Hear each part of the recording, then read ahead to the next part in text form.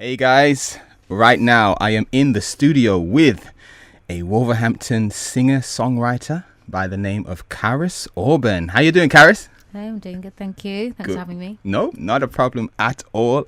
I am very much looking forward to our interview. It's been a while in coming, and I cannot believe, I was just saying to you off air, that it's actually been 3 years. 3 years. 3 years since we last had an interview on this very station. And it was like before I sort of got to know you and all that kind of good stuff as well. And so much has happened, which we will be talking on later on. But how you doing? I'm doing well. Yeah. Happy to be here. That's good. Now, I want to start from the very beginning. So I want some of our listeners who probably didn't hear the last interview to get to know you a bit more. Whereabouts in Wolverhampton are you from? I'm from Compton Way. Compton Way. Okay. Bradmore. Just around the corner. Okay, cool. Now, I always ask the interviewees on the show, what school do they go to? So what school did you go to? I went to Highfields. Okay. Science Specialist, and then I went to Grammar. Okay, very nice. Yeah. And what was school days like? Did you enjoy it? Yeah, you know what? I've still got some of my closest friends from school. Good. That's the main takeaway. That is. Because I didn't go to school. I was homeschooled. So Really? Yeah. I was homeschooled when I lived in America. It was like when I moved over here, then I started going to school. That was about year 8 when I first started going to school. So that was a bit different. But that must have been a shock. It was. But I enjoyed it. I did enjoy it. But yeah. Anyway, it's about you. So, was it in music in school that you started performing and writing music, or was it a bit older? Yeah, actually. Well, from junior school, they sort of said, "Who wants to learn an instrument?" Yeah. Everyone chose the violin, and I was like, "No, okay, gonna be different. I'm gonna choose cello." Rebel. So you said cello. Okay. Yeah. So I started playing cello, and then from there I was sort of in all the school orchestras and Wolverhampton Youth Orchestra, and eventually choirs and singing groups, and I was learning piano as well outside of school. Yeah. And then that's sort of where I started writing my first songs. Okay. So the cello, that's a big instrument. It's like, it's bigger than you, isn't it? You couldn't carry it yourself. I know. I actually tried to give it up in high school. I said, "Mum, I can't do this anymore. It's too heavy. Exactly. I'm going to play the flute." She's like, "No, you put too much time into it." Okay. So, little me struggling a lot of the time, but you know what, it was fun. I don't regret it.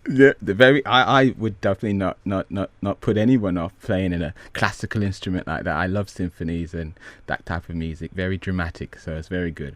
All right then, so singing, you said that you did a bit of singing in school, church choir and choir at school. Is that what you were saying? Yeah, I was in a group at my high school, like an a cappella group, and then I was in the choir. I was basically just ridiculously extracurricular at school. Yeah. But because I was learning piano on the side, just playing piano at home, just faffing about really, is where I actually started to write songs. I started off with poems really, and then I started to put some songs together. Okay. And that's where it began. So your first sort of song, when did you sort of perform it in public, or was it at school, or was it in another place? I think the first time I performed a song was I probably was in year 6. I can't remember what song it was. At the school talent show. Okay. And then I think I left it for a fair few years. So did it not go too well? No, it did go down well, but I was like cripplingly shy. I actually don't know how I was convinced to do it in the first place, because I was so shy. I know. I can still be today. Yeah. But the next time it would have been in a singing group. I can't remember why I would have auditioned. Okay. I really can't remember. Yeah. Somehow got dragged into it. And it was those sort of initial performances that I guess give you the confidence to be able to go out and do it later on. All right. Yeah. Cool. So when did you start producing? So it was mostly when I actually came back from uni. Yeah.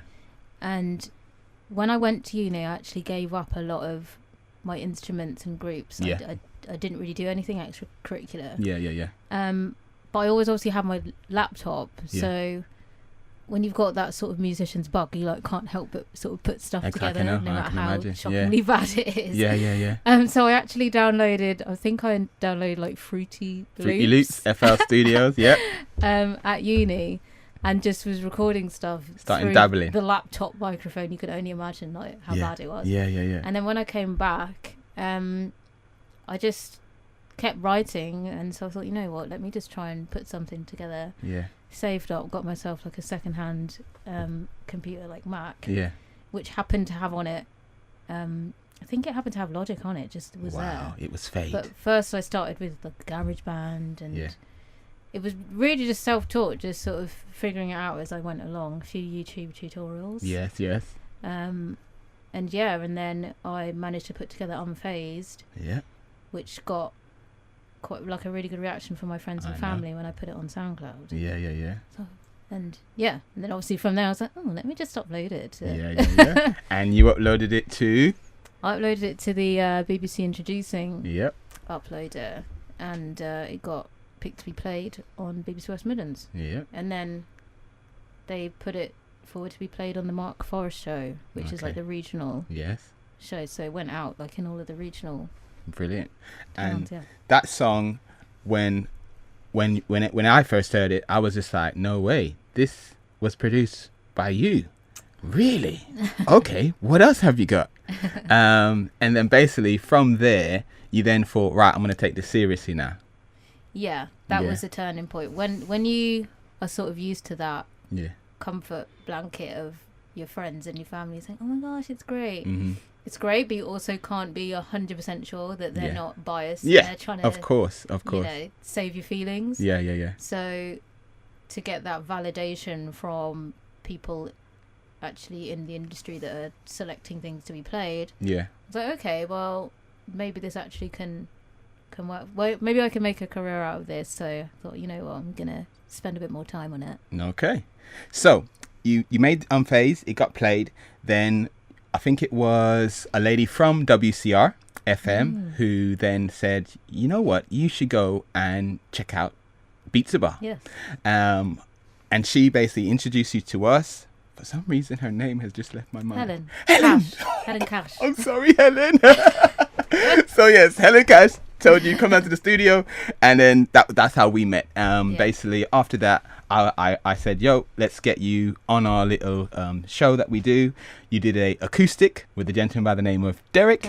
And then that relationship was formed, and then boom, you're getting signed to the label that Derek runs, West Park Records. You're getting all types of gigs with at the, what's it called, the Birmingham spot down there.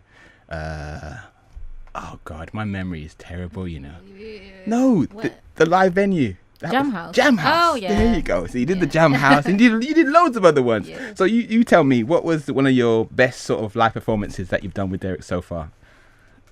I think you said the Jam House. Yeah. And that's definitely up there because we had the opportunity to open for Alexander O'Neill. There it is, yeah. And my music and sort of my life really is influenced by 80s music. Like I love 80s music. Yes. I don't understand why the 80s sometimes gets a bit of a bad rep as a decade. Yeah, it was. Because I think it's incredible. Yes. Like 80s funk and soul really influences my music. And Alexander O'Neill, one of my all-time favourite songs is Saturday Love. Yeah. And so when this opportunity came up, I was basically just fangirling the whole time. I was like trying to keep myself together. Like, I get really, really bad nerves as it is. Yeah. But then knowing that it's like essentially one of your idols there, and that was just amazing. And another opportunity, we got to go to London and play at the Jazz Cafe, and people that have played there, it's just honour just to be on the stage. Exactly. I had to lie down and take like a lot of rescue remedy because I felt like I was pass out. All right, so let's hear about this, because there are lots of artists probably listening to the show today, and they basically do want to know about how to handle your nerves. So go on then. What do you do to handle your nerves? I'd say maybe I'm not the best person because I get so but I managed to get through the show, so maybe I'm okay. Yeah. I do tend to have to just have some like quiet time to myself. If you try and sort of talk to me right before I go on, I'm probably going to be the most antisocial person because in my mind I'm like, oh my gosh, I just need to focus. Yeah. So I just try and take a few deep rescue remedy really helps me. Yeah. But I don't know if it's like a placebo effect where it's like a spray. I'm just like, okay, this is gonna help me. Like thing. And it just helps to sort of run through. Like the more practiced and rehearsed you are, like it's obviously going to help you because it's muscle memory. Yeah. So for me, it's just... Let me just stop on that rehearsal side of things, because you've got your own rehearsal room in your home at the top, haven't you? I've seen a couple of the pictures. This complete white room, and that's where all the different artists go down, or the musicians go down there and work with you. So your band, that was put together by yourself and Derek, wasn't it? Because it's a big band, really, isn't it? Yeah, it's it's sort of one of those, someone who knows someone. Yeah. And that's sort of how we came together. Yeah.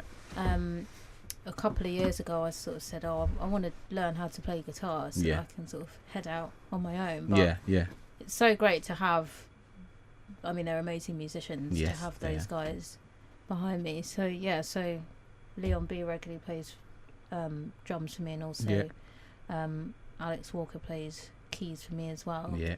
And then obviously Derek plays bass sometimes and then guitar. Yeah. If I'm not playing the guitar. So your sound, I have to say, is so strong live. I love live music. I love live music, and every time you perform, I was telling this to a guy in the studio not too long ago, Subes it was, because he was asking me, oh John, you speak to a lot of artists, you go and see a lot of artists, you're in the studio all the time. Is there any artists that really excite you and make you think, wow, every time you hear them? And I says, well, there's only one really.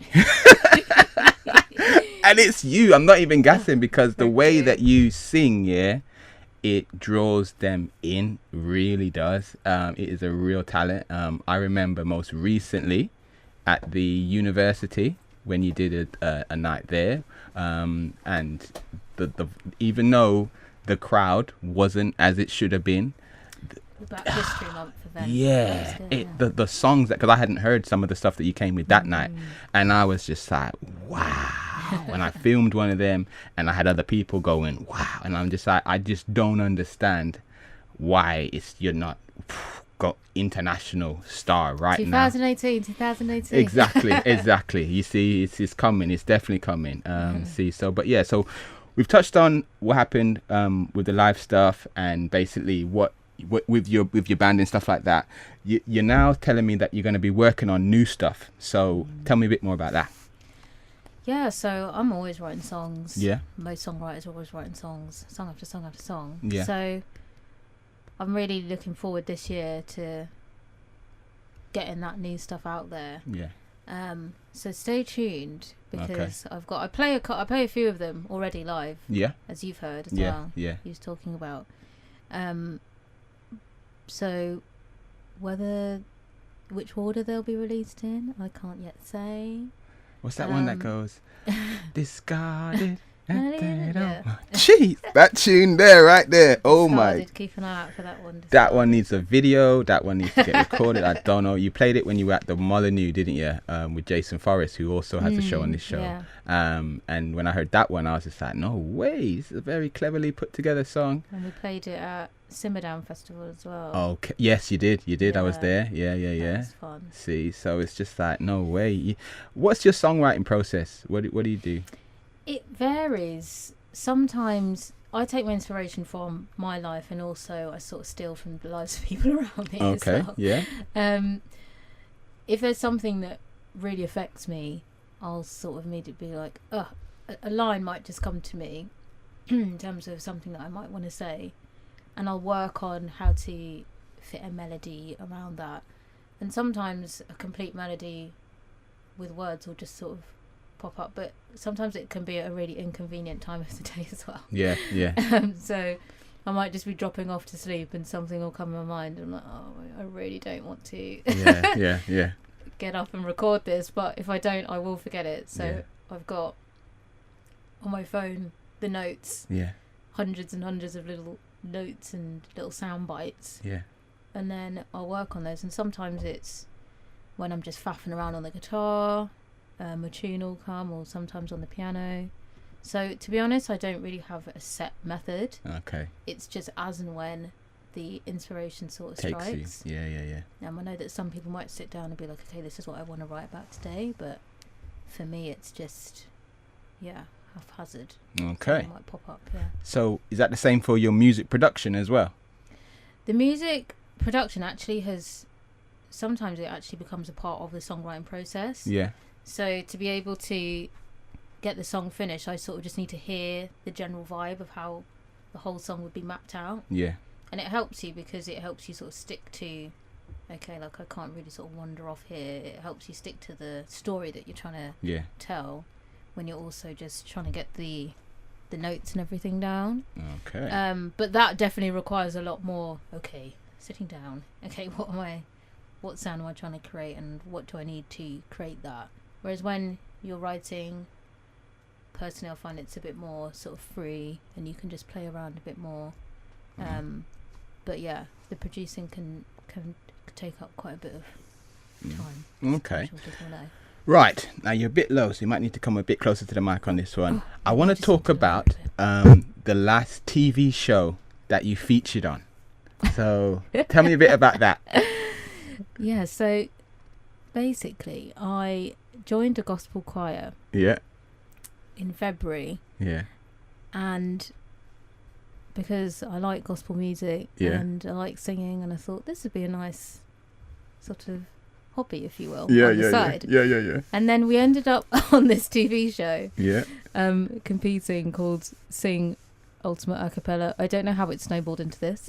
This was called Sky. This was on Sky One, wasn't it? It was on Sky One. Kat Deely presented it. Kat Deely, yeah. She came over from the US especially for this. Yeah. And I mean, it's not really a spoiler. It was out ages ago. Yeah, we won our heat. Yeah. Which is amazing. Yeah. And but unfortunately, didn't win the whole show. But you got to the final. We got to the final. You know what? It was such an amazing experience because the production was amazing. Everyone on the production was amazing. Yeah. The artists that were there that we were competing against, amazing. And also on our show, Gregory Porter was there. Wow. Doing a live a cappella performance, which is probably on YouTube or something. Yeah. Go and check it out. I think I need to, definitely. Seriously incredible. So none of your stuff was on YouTube from what you guys did? You know what, it might be. Okay. It really might be. Because we won our heat, so you never know what's out there once it's, as ever in this sort of day and age, like once something's recorded, it's there forever. And it's like the winners of the whole program, we actually know him. A couple of them were from Wolverhampton. Shout out to Varday, and Jermaine. He's my friend, and I can't remember the other chap's name, but so they did quite well. So the Midlands got talent, man. Midlands got talent. So, but yeah, all right then. So, what are you doing now? You're working on your music. Are you still touring with Derek? You're still doing bits and bobs? Yeah, you know what? We definitely have some things planned for this year. Yeah. Always going to be doing shows. Okay. Now we haven't even touched on the fact that the EP's out. The EP's out, and Derek has told me the sales have started to really pick up on the EP on Spotify and on iTunes, and that's sort of shown to me that with music, once you've got it out there, it gets slowly ingrained. It might not happen straight away, but after, because it's been about a year, 2 years. Yeah. And he's telling me now it's really picking up. And this is in America, this is in Australia. So it's really all over the world, really. It's called Unfazed. And it was recorded at the Beatsabar studio. And it's a really good piece of music. My favorite, you already know what my favorite is. It's Summer. She's also done a video for that. And that video is done by Shock's Epic thing. Tell us about the actual day. I was there. So someone had the bright idea. I don't know whose idea it was. Wasn't mine. I feel like everyone's going to say it wasn't mine. Someone had the bright idea. Let's just go and shoot at the Regan. Yeah. It'd be great. Yeah. Great views. Yeah. What we didn't take into consideration. It was about this time of year, wasn't it? It was. Now look how cold it is today. Oh my God. And it was. And it was about this cold. There was snow on the ground. There was snow. You've got to take into consideration it's like the angle of incline is ridiculous. So by the time we all got to the top, everyone was like dying of exhaustion. Yeah. Oh my gosh. And it was really early, wasn't it? It was. And the thing is as well, you guys went before me, so I had to do the climb by myself. So I'm climbing up there thinking, are we ever going to get there? And I've got no one to talk to. At least you guys have someone to talk to. But no, man. Oh, it's so cold. And you'll see from the video, check it out. Yeah. That I'm pretty much in a cardigan and a dress because the continuation from like the party team. Yeah. I've never in my life been so cold. You were freezing, but you didn't look it though in the videos. Somehow, you didn't I look don't know how I've managed to pull it off. Nah, I don't think I look too cold. Nah, it just shows your determination, man. Determination to get it over and done with. Like, the more I shiver now, the longer I will be here. Yes, exactly. But no, man. Big shout out to Kyle Focus 3. He did really good on the visuals, and it was a good day. Good day. But all right then. Right, we are just gone over our little allocated time slot, so that means that a bit of music might not get played on the show, but it was worth it. I just want to say thank you very much for coming down, Carris. Thank you. We are going to play one of your songs now. Which one would you like me to play? It can be a new one, or it can be something that you got on Unfazed. It's up to you. Let's go for Unfazed. Why not? Seeing as we're here with Beatsabar. Okay, fantastic. And if but anybody from Unfazed, Oil on Water. Let's do Oil on Water. You want to do Oil on Water? Oil on Water from Unfazed. Okay, let's then. do that. No probs. Now, tell me this: what is the socials that people can catch you on if they do want to follow your journey, hear your new stuff? Yeah. So Facebook, it's Cariss Auburn Music. Yeah. / Cariss Auburn Music. Instagram, Cariss Auburn. Twitter, Cariss Auburn. And that's CARISSAUBURN. That is and true. Keep an eye out because on my Instagram I'm sort of doing this thing called Late Night Thoughts. Okay. For my little ramblings on the guitar every now and again. Ooh. And keep an eye out as well because we're going to be launching something very soon featuring Wolverhampton and some of my favourite songs in and around Wolverhampton, so keep an eye out. Very good. All right then. Well, thank you very much for coming down, Carris, and we are going to play Oil on Water on 101.8 WCRFM. Bye.